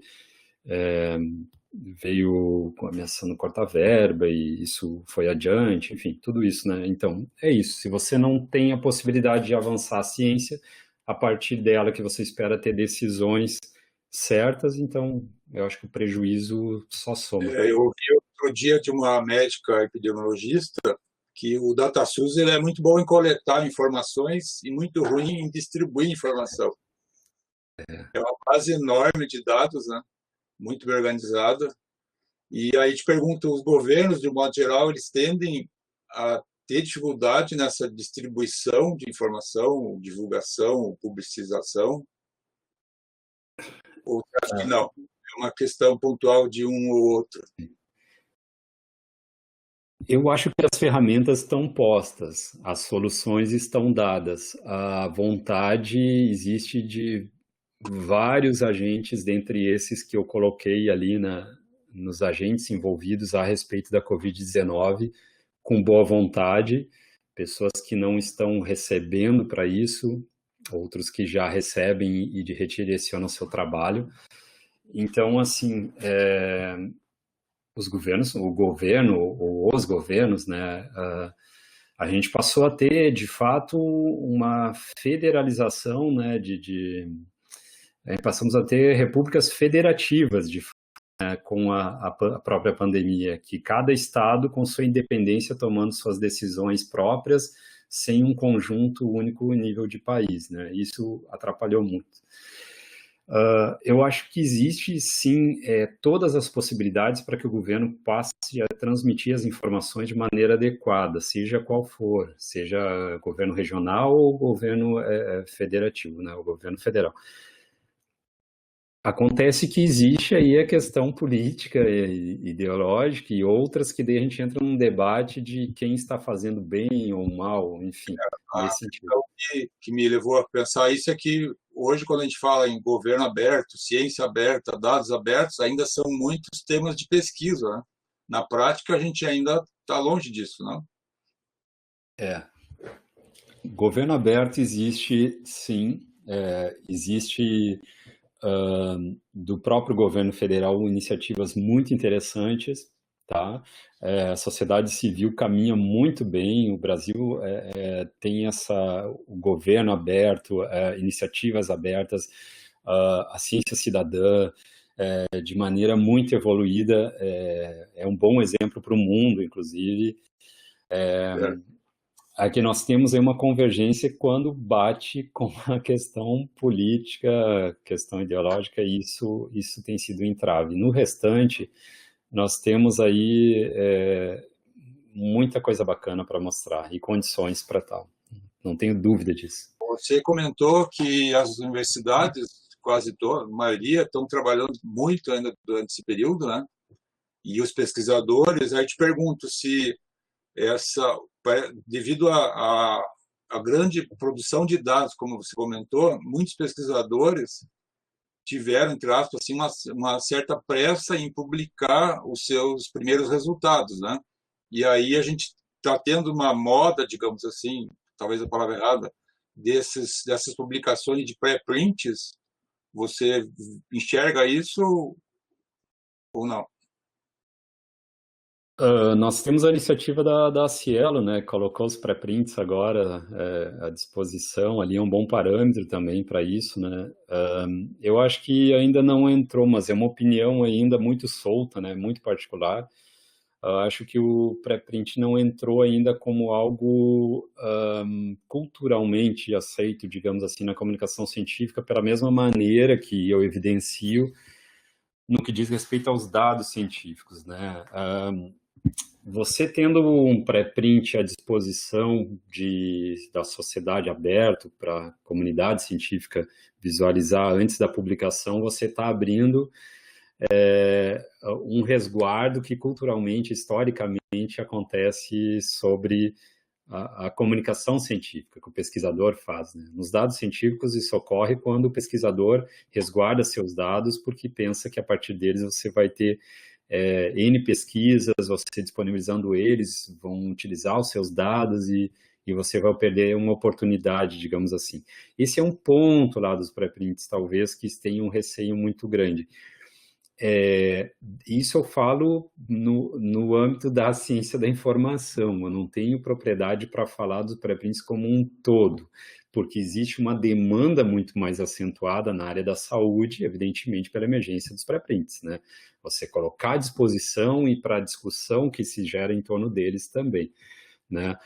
Os pré-prints hoje, eu acho que vem num momento muito oportuno e talvez já deveria ter chegado antes aqui no Brasil, né, enquanto abertura por meio consolidado, né, como a Cielo colocou, né, foi uma coisa muito ensaiada até colocar lá, mas que eu acho que vai crescer muito, vai crescer sim, porque ela precisa ainda ser assentada, consolidada, os pré-prints ainda existem até antes, inclusive, né? Os pré-prints aí já ocorreram mesmo agora diante da pandemia, casos em que foram colocados pré-prints e publicações da própria revista The Lancet, né? Com dados que depois se mostraram equivocados ou mal utilizados, né? Foram estudos insuficientes, né? Estudos que depois a própria revista se retratou, tirou o artigo do ar, enfim, né?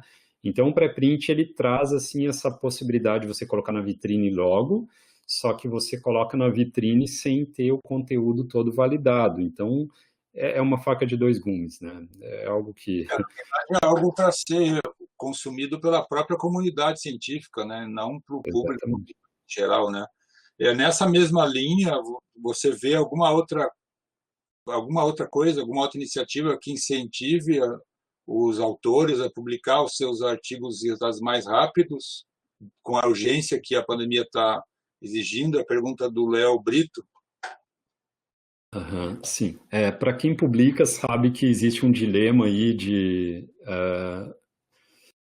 Bom, as revistas como um todo, se você for colocar elas num nivelamento de agilidade a respeito das publicações, a gente percebe que a maioria delas são muito lentas na proporcionalidade de como caminha a ciência, pesquisas e a sua publicação. De fato, isso ocorre porque o próprio mecanismo de funcionamento por meio do corpo editorial científico, por meio dos pareceres dos avaliadores, enfim, isso existe um prazo colocado pela revista e, evidentemente, o tempo que leva, né? Enquanto isso, a vida segue, né? E as coisas vão mudando, só que ainda está pendente aquela gaveta lá do artigo, né? As possibilidades para você colocar isso cada vez mais rápido, mais à disposição, é você tomar escolhas, né? Você ou coloca seguindo o caminho tradicional da comunicação científica, por isso você vai ter uma possibilidade de escolher uma revista que tenha um parecer contínuo, você procura buscar isso nas próprias regras da revista, as que colocam a possibilidade de fluxo contínuo, de você estar enviando, já passa aos avaliadores imediatamente, evidentemente você vai ter uma resposta maior do que a revista com modelo tradicional.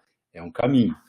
A outra é essa do pré-print. Você coloca em evidência, olha, eu tive uma ideia eureka de uma super pesquisa que já se mostra necessária a ser publicada, é um benefício para a sociedade, já estou colocando porque eu tenho certeza do que fiz e coloco no pré-print, tá? Esse é um outro caminho. E o outro é você não seguir o caminho tradicional da comunicação científica, né? Você pode colocar no seu blog, aonde for. Inclusive, conheço muitos pesquisadores que fazem isso, né, mais em nível internacional que nacional, que colocam nas suas redes sociais. A pesquisa, conforme vão fazendo, quando terminam, já publicam na revista que for, né? São esses os caminhos que me ocorrem agora para tornar mais imediato, mais rápido. Um outro ponto nessa questão é que também nessa situação pandêmica, tem muitos grupos e laboratórios fazendo muitas pesquisas e levantando muito mais dados, né, do que numa situação normal, certo? Dados nacionais, tem a Universidade aí do Rio Grande do Sul, que não lembro agora, que tem um projeto no Brasil inteiro, tem o consórcio lá de pesquisadores no Nordeste.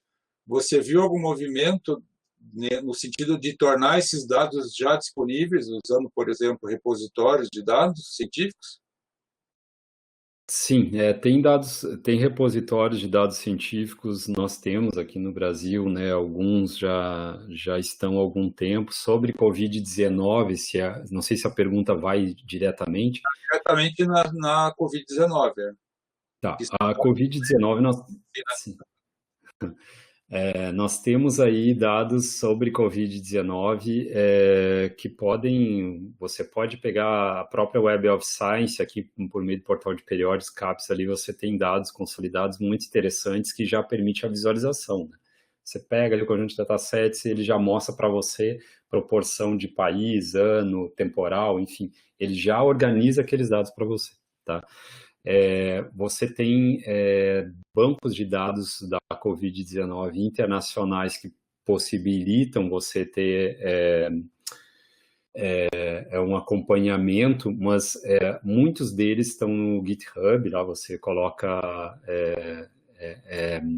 dependendo da necessidade, você pega esses datasets para o uso que você quer, para saber em que formato estão, se você quer ele para desenvolvimento de algum software, ou se você quer ele para você utilizar uma continuidade de pesquisa em laboratório, mas dependendo da área que você está pesquisando, você pode buscar em diretórios, né? Outro dia eu vi que o RE3Data, que é um diretório internacional, ele não tá bom.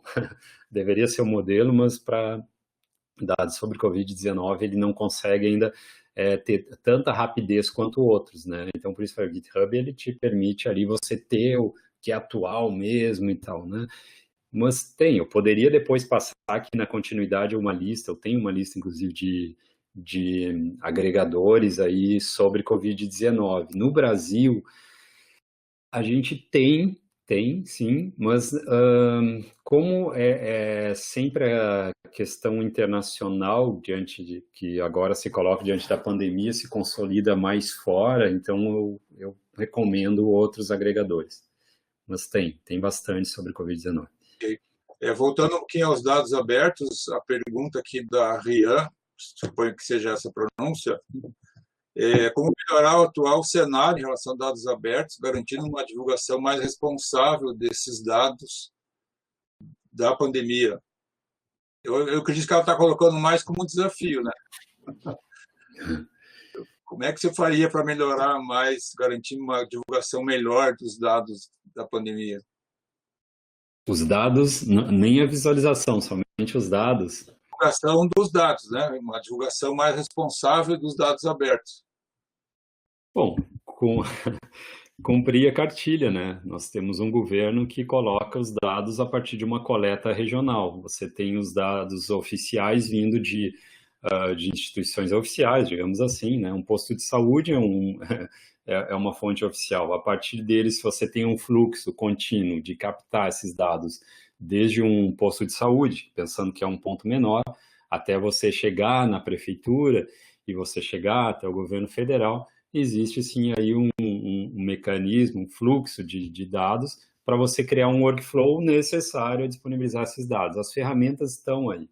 Então, para responder qual a maneira adequada para dar transparência a esses dados é você cumprir a cartilha do que se espera. Para cumprir ela, você tira de lado a questão ideológica, você coloca nesse lugar a transparência e você coloca a possibilidade e liberdade das pessoas atuarem, está tudo pronto. É só girar a chave e anda. Agora, por isso eu tiro esse cuidado de dizer, eu não quero falar de discurso político, mas os dados se tornam evidência. E a partir da evidência, você tem algo evidente, como o que carrega o nome, a partir do acesso a eles. Se você não colocar à disposição, mas para que a gente possa fazer isso, é simplesmente voltar atrás como começamos. Por isso eu tentei trazer essa timeline. Começamos de uma maneira em que o fluxo da informação se dava informando, se dava transparecendo, se dava verbalizando, colocando visualmente compreensível e colocando um estoque desses dados à disposição para uso em todos os âmbitos, da academia, da sociedade, para quem fosse.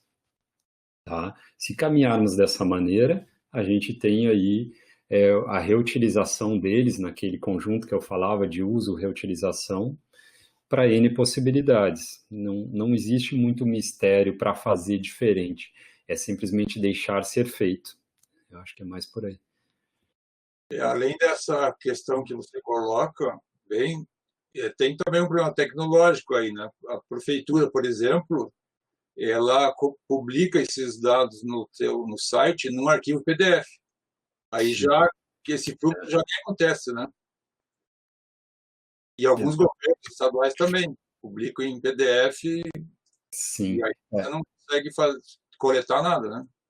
Em termos de velocidade, nós estamos muito aquém do que é desejado, né? Pela questão do das subnotificações, primeiro porque não testamos a população como deveria, né? Quando eu falo como deveria, não é o que eu opino, é como a Organização Mundial da Saúde recomenda, né? Então, a amostragem que temos é muito, muito pequena, né? Existem também as subnotificações, porque nem todos os casos entram como Covid-19, né? Para quem tiver interesse, inclusive, é fácil encontrar matérias a respeito. Existe, olhe só, uma classe social aí que a própria família não, quando tem um caso de óbito de Covid-19, não quer que conste como Covid-19. Então, coloca uma outra coisa qualquer, imagine, porque, enfim, não estou aqui não tentando falar as razões para isso, mas por não querer que se enquadre como se fosse uma doença popular. Enfim, tem várias situações de subnotificação. Num país grande como o nosso, embora os números sejam muito elevados, não há dúvida de que temos um número oficial muito aquém da realidade. Talvez estejamos muito mais próximos do índice dos Estados Unidos do que nós pensemos. Você falou do ciclo dos dados, né? Tá certo? Esse ciclo aí, o bibliotecário, ele tem um papel relevante, né? Nessa época de pandemia, em que provavelmente o bibliotecário está em casa, né? Não sei, temos vários aqui na nossa plateia. Como é que ficou esse trabalho aí? Os pesquisadores continuaram demandando e tiveram resposta, ou ficou um lockdown aí, digamos, nas bibliotecas acadêmicas? Você tem alguma visão disso, alguma informação? Bom, isso é uma visão que eu tenho, não, porque eu não atuo diretamente em bibliotecas, mas vejo que é um dos setores que são aqueles mais difíceis a retornar, né? Porque é uma questão de infraestrutura. Você tem um ambiente em que as pessoas se reúnem e, a partir do distanciamento social, você teria que colocar N medidas de distanciamento dentro da própria biblioteca. Já torna difícil o atendimento, já torna difícil as pessoas permanecerem dentro dela. O livro, por si só, ele apresenta um alto nível de possibilidade de contágio, né, de você espirrar dentro do livro e passar adiante, sei lá, né, você manusear, né? Então, tem vários problemas que acarretam o ambiente de biblioteca por si só, né? Fora dele, eu acredito, não sou bibliotecário atuante agora, mas acredito que os bibliotecários aí têm muitas possibilidades de seguirem atuando sim, né, no seu home office, em outras possibilidades, porque a própria biblioteconomia já carrega há muito tempo a virtualização dos seus processos, de você ter um serviço de referência virtual, você tem um levantamento bibliográfico, você tem atendimento à pesquisa, normalização, etc., curadoria, são muitas possibilidades. O que está acontecendo agora é que tudo isso deve ser repensado na maneira e velocidade que ocorre, como várias outras profissões. Assim como o home office agora está sendo encarado pelas empresas como um contínuo depois da pandemia, muitas pessoas ficarão em casa porque é mais econômico e culturalmente se mostrou mais, na prática, mais interessante para o empregado e empregador, né? De ganho de tempo, energia e vários outros fatores, né? Acho que o bibliotecário também faz parte desse processo no momento em que ele começa a colocar na prática, se o bibliotecário se mostrar proativo para isso, muitos dos processos a que já se esperava dele quando estava na biblioteca, né? Então, eu realmente não sei como termina essa história, mas eu sei que quando eu já fui bibliotecário, as possibilidades existem e elas são de adaptação fácil ou difícil, dependendo de quem busca e quem quer fazer, será? Porque, novamente, as ferramentas estão, a necessidade existe e o próprio usuário está mudando, né? Se, por um lado, o bibliotecário está mais resguardado por causa da pandemia, o usuário também está. E a biblioteconomia é uma área que ela liga dois pontinhos, que parece fácil entendimento quando a gente fala que liga a informação ao usuário, mas nesse meio tem muitas barreiras e atenuantes e adaptações necessárias sobre qual informação, qual necessidade, qual demanda. Então, existe um aspecto de curadoria que vai se acentuar muito aí, de curadoria digital daqui para frente. Imagino que seja isso na teoria, por isso digo, não sei como termina. Ok. Paula, me parece que não temos mais perguntas. Não temos. Agora já encerrou. Para hoje, né? Se tivéssemos um segundo tempo, teria mais. Nós temos vários elogios, pessoas agradecendo a palestra, né? Pessoas do Brasil inteiro, pelo que eu estava olhando ali, o nosso formulário de avaliação a maioria são pessoas de outras instituições, né, externos à universidade, então acho que cumprimos nosso papel de extensão. Que bom. Eu queria parabenizar o professor Fabiano, né, pela excelente apresentação. Eu, como já trabalhei também um pouco de visualização da informação, já dei disciplinas que trabalham com esse tema, fiquei impressionado com a riqueza de sites e de tipologias, né, de formas de apresentação que apareceram, todas elas com muita dinâmica, né, bem adequada ao nosso público hoje, que é mais jovem, entende quando as bolinhas caminham, dançam, né? Então, ficou muito interessante. Parabéns, viu, Fabiano? Excelente o seu trabalho. Agradeço muito, né, por ter tirado esse momento para compartilhar conosco. Muito obrigada, viu? Agradeço igualmente, professora Maria do Carmo. Muito obrigado também pelo convite. Como você falou que para muitos alunos presentes, por isso eu busquei a minha fala mais ampla possível e não tão técnica, de modo que pudesse fazer um contexto aqui da visualização enquanto importância, fazendo um paralelo, claro, ao tópico que é a Covid-19. Espero que tenha somado, então. Obrigado a vocês todos, viu?